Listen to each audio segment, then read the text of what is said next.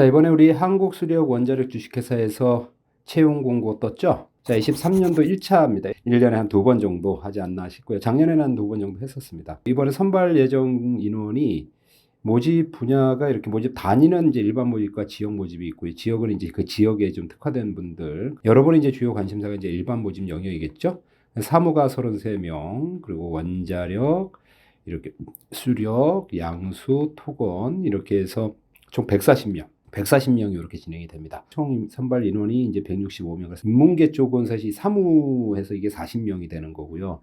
이공계 쪽은 이제 기술력해서 한 125명 정도 되죠. 사실 그래서 한 3배 정도가 되는 겁니다. 그렇죠? 그리고 채용 조건은 일단 4급 을입니다. 을. 그럼 이제 대졸 수준의 신입사원들이 될 거고요. 그래서 이제 입사를 하게 되면 이제 3개월의 시용이라고 그러죠. 시용, 뭐 수습, 뭐 이런 단어를 쓰는데요. 3개월은 이제 수습 임용 기간으로 진행을 좀 하고 있고요. 입사 후에 3개월 동안 크게 문제만 좀 없다면 정규직으로 근무할 수 있는 상황이 될 거고요. 자, 응시 자격은 좀 봅시다. 이제 사무는 일단은 제한이 없습니다. 사무는 제한이 없어요. 아무나 좀 다 들어올 수가 있고요. 기술은 이 전공자이거나 이렇게 전공자이거나 관련 기사 자격증이 좀 있어야 돼요. 그래서 국가기술 자격증의 면허 보유자가 좀 있어야 돼요. 그거 상세한 내용은 또 첨부 자료에 있으니까 참조하시고요. 변역 이슈도 좀 있죠. 그래서 이제 군필 갔다 오거나 면제됐거나 미필자도 지원은 좀 가능한데 이게 이제 고졸 이하인 경우 이렇게 좀 보시고요. 연령은 그래서 딱히 제한은 좀 없고요. 외국어는 뭐 여러 가지 이제 토익부터 시작을 해서 여러분이 이제 해당 점수 맞추시면 될 거고요. 사실은 이거는 좀 적부 영역이 좀 강해요. 맨 처음에는. 나중에 이제 동일 점수 있을 때는 그 점수가 조금 유리하긴 한데 일단 적부 영역이 좀 강하고요. 자, 그리고 이제 외국어 유효 성적이라고 표현하죠. 유효 성적은 최근 2년입니다. 2년 내 점수에 한해서 진행이 가능하고요. 토플 같은 경우는 국외 응시 성적도 가능한 뭐 이런 부분 정리하시면 되겠습니다. 지원 가능 대학 전공 부분을 보면 이제 사무는 사실 아무 제한이 없고 나머지 이제 기계부터는 약간 특수 그 전문 영역이잖아요. 그래서 그것 때문에 이렇게 이제 각각 그 해당되는 전공이거나 관련 자격증, 면허증 뭐 이런 것들을 있으니까 해당 부분 참조하시면 되겠습니다. 자, 그리고 지역 모집은 뭐 그거 참조하시면 그 지역에 그 제가 근무하고자 하는 그 소재지 지역에 계시는 분들이 훨씬 우선적으로 선택을 좀 받게 되죠. 결격 사유는 참조하시면 되겠죠. 자, 그리고 전형 방법을 한번 보시면 일단 입사 지원서를 작성을 하게 되고요.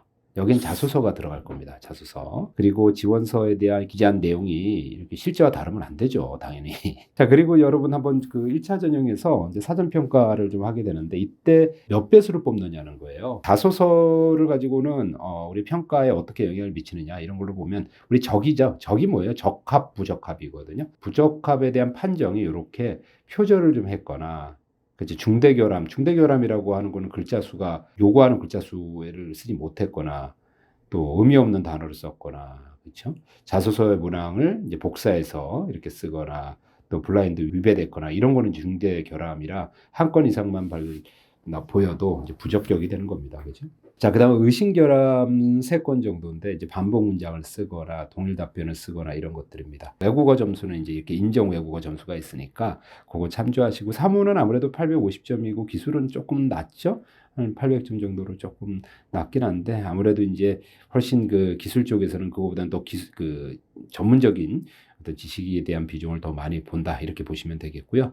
그래서 거기에 자격 면허 각각 이제 각 2점에서 10점까지 이렇게 드릴 수 있다 이 말씀을 드리고 일반 가점은 이제 좀 참조하시면 되겠고요. 1차 전형의 사전 평가가 통과가 되면 1차 전형의 필기 시험이 됩니다. 필기 시험에 3배수를 뽑게 되고요. 그럼 뭘 가지고 뽑는데요? 라고 하면은 NCS의 직무 역량 검사를 하죠. 직무 역량 검사가 뭐예요? 여러분 필기 시험으로 많이 보는 거 제 대부분은 이제 의사소통이나 이렇게 수리, 문제 해결, 자원 관리 이게 한 8개 정도가 있는데 이 중에서 공동은 요 4가지를 가장 많이 봅니다. 회사마다 약간은 다른데 거의 비슷합니다.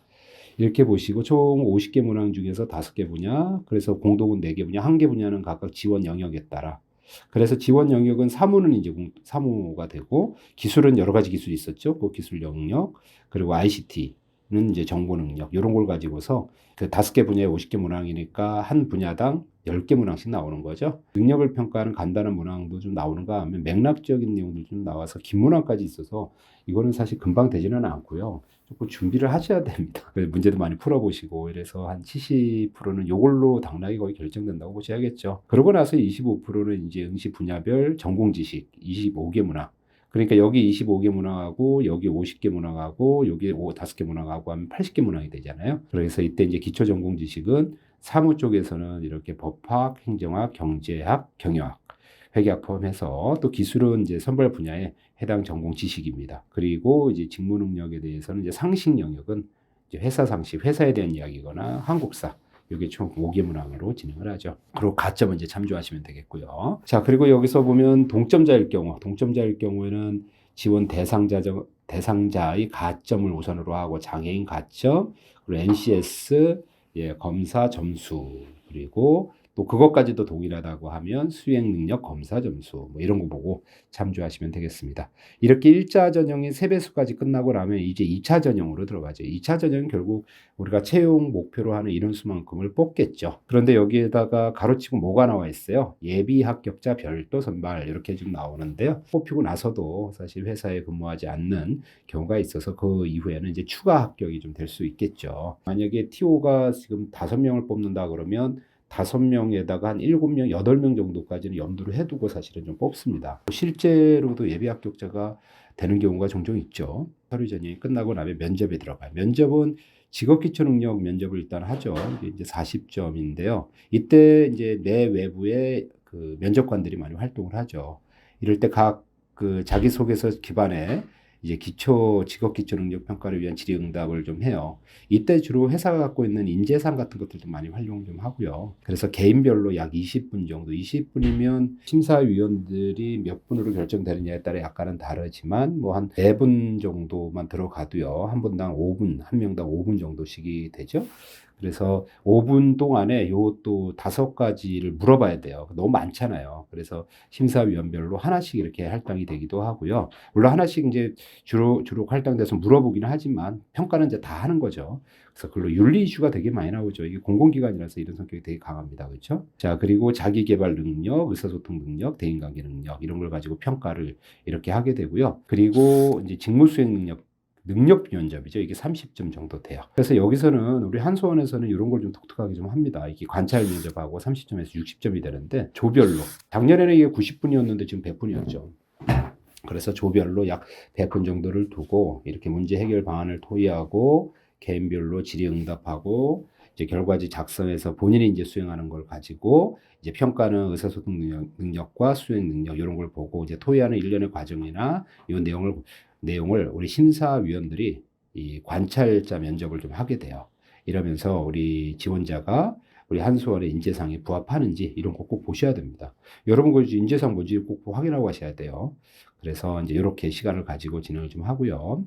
자, 그리고 이제 조직 인재상 및 조직 적합도 검사, 적격, 부적격 판정하고 심리 건강 진단 요거 판단해서 이제 가점 여부에 따라 최종 결정이 되겠죠. 자, 이렇게 결정이 되면 최종 이제 2차 합격한 사람들 중에서 신검이나 신원조회나 이런 확인 결과에 적격자 하는데 이때는 거의 사실 문제가 되지 않는 이상에서는 전형 일정은 보시면 이제 19일이죠. 19일까지 모집 공고하면서 지원 접수를 좀 받습니다. 이제 1차 전형 시행을 좀 하겠죠. 일단 아까 말씀드렸던 그 어학 점수하고 그리고 이제 자소서 점수 뭐 이런 걸 좀 보고서 6월 8일 날 필기 시험 응시 그 대상자 선발이 좀 돼요. 40배수, 그렇죠?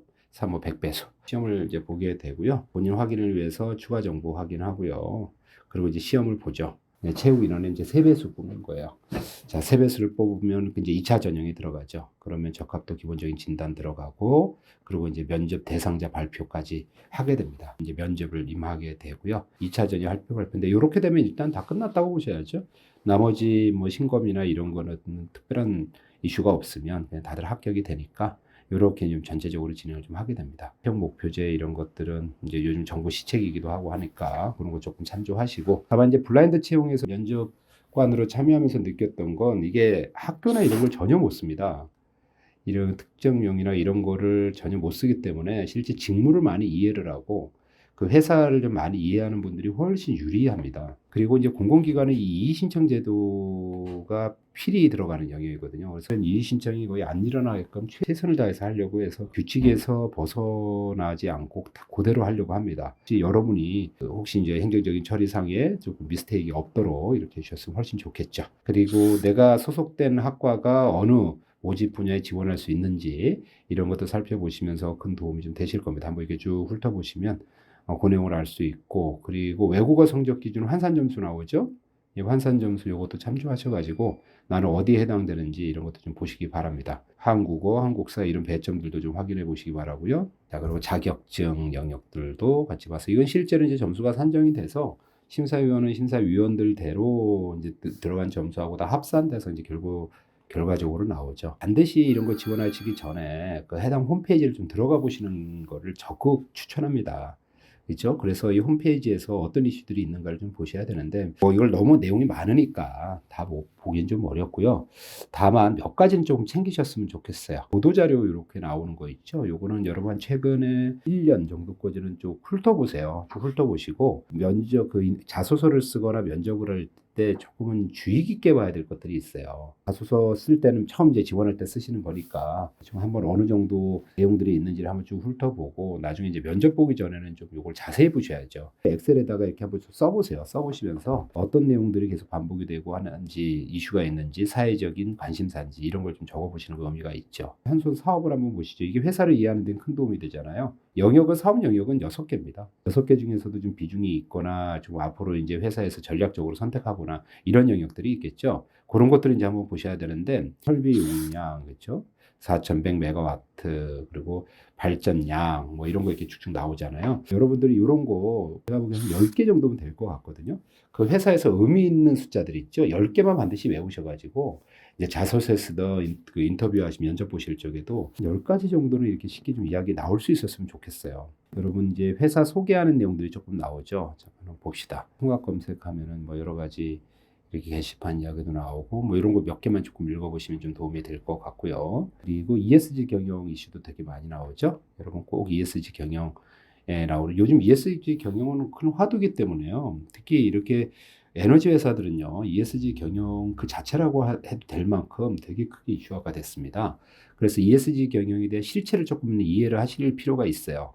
정확히 어떤 단어들이 나오고 회사마다 어떤 노력을 기할 수 있고 그래서 여러분이 나중에 뭐 아르바이트를 하던 뭐 이렇게 자소서에 뭘 쓰실 적에 희망이나 뭐 지원 동기 이런 거 쓸 때 ESG 경영은 꼭 자소서에 한두 번은 꼭 거론되셔야 되고요. 인터뷰할 때도 당연히 거론이 되셔야죠.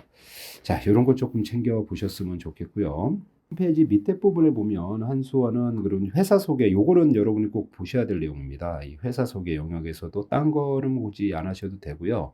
여기 한수원 소개하는 거 가치체계 이 두 가지는 꼭 보셔야 됩니다. 이 두 가지는 꼭 보셔야 되고 정보 공개까지는 일단 시간 있으면 좀 보시면 좋지만 굳이 요까지는 필요 없고 그다음에 에너지 영역엔 자기 해당되는 분야 요거 조금 챙겨 보시고 ESG 경영 이야기 나오고 그리고 기업 홍보에서 한수원 소식 정도는 좀 챙기실 필요가 있습니다. 그 정도만 좀 챙겨보시는데 일단 한수원은 뭐 하는 데냐 뭐 이런 거 나오죠. 회사 소개 나오면 한수원은 이렇고 뭐 전력을 안정적으로 공급해서 국민의 삶을 풍요롭게 하고 공제 경제 기반 발전에 밑거름이 된다는 숭고한 사명감과 자부심 이거를 이제 원동력으로 삼아서 자 요것도 숫자 나오죠. 이런 숫자는 기억하셔서 쓰셔야 되는 숫자입니다.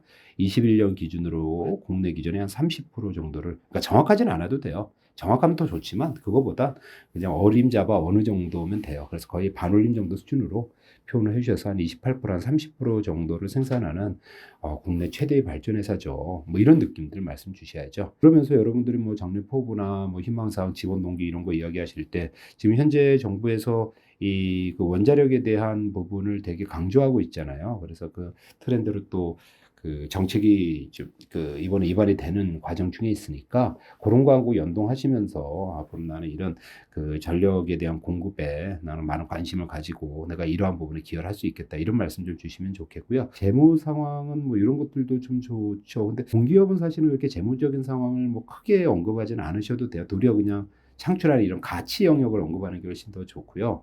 민간 기업은 좀 이런 걸 좀 챙기긴 하셔야죠. 그죠? 그러면서 이제 발전 설비 현황 그래서 여러분이 앞으로 이런 좀 특화된 부분으로 그 관심이 있는 부분은 말씀을 좀 주시고, 그래서 요런 게 숫자를 기억하는 것도 좋은데 더 좋은 건 이 숫자가 갖는 의미를 기억하셔야죠. 어떤 의미인지.